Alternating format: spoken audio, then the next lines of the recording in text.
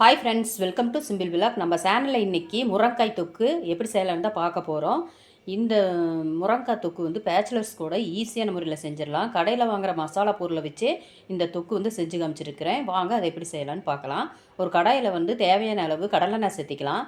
எண்ணெய் நல்லா சூடானதும் இதில் கடுகு 1/2 டீஸ்பூன் சேர்த்தி நல்லா பொரிஞ்சு விட்டு பொடியாக கட் பண்ணி வச்ச சின்ன வெங்காயம் ஒரு கைப்பிடி சேர்த்திக்கலாம். இதோட வரமிளகாய் 1 கிள்ளி சேர்த்திக்கலாம்.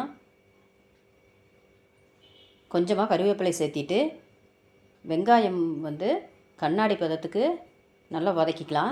இதோட தக்காளி வந்து ஒரு 3 தக்காளி பொடியாக கட் பண்ணி இதோட சேர்த்திட்டு உப்பு இதுக்கு தேவையான அளவு சேர்த்திட்டு நல்லா குழைய தக்காளி வந்து வதக்கிக்க வேணும். இப்போ வந்து சாம்பார் பொடி வந்து 2 டேபிள் ஸ்பூன் இதில் சேர்த்திக்கலாம்.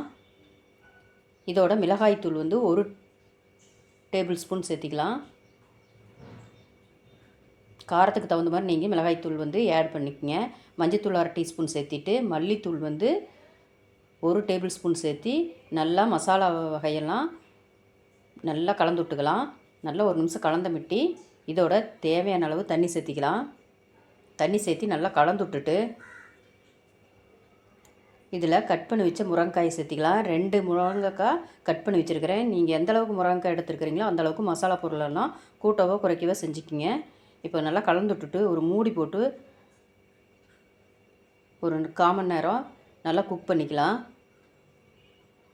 நல்லா குக்காகி எண்ணெய் பிரிஞ்சு நல்லா முருங்கைக்காயெல்லாம் வெந்து வந்துருச்சு.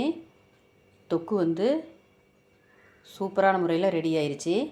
கடைசியாக ஸ்டவ் ஆஃப் பண்ணிவிட்டு மல்லித்தழை தூவி இறக்கிக்கலாம். நீங்களும் இந்த வீடியோவை முழுமையாக பார்த்துட்டு இந்த மாதிரி முருங்கைக்காய் வச்சு டேஸ்ட்டான முறையில் காரசாரமான முருங்கைக்காய் தொக்கு ஒரு தடவை வீட்டில் ட்ரை பண்ணி பாருங்கள். ரொம்பவே அட்டகாசமான முறையில் இருக்கும் இதோட டேஸ்ட்டு வந்து. வீடியோவை லைக் பண்ணுங்கள், சப்ஸ்கிரைப் பண்ணுங்கள்.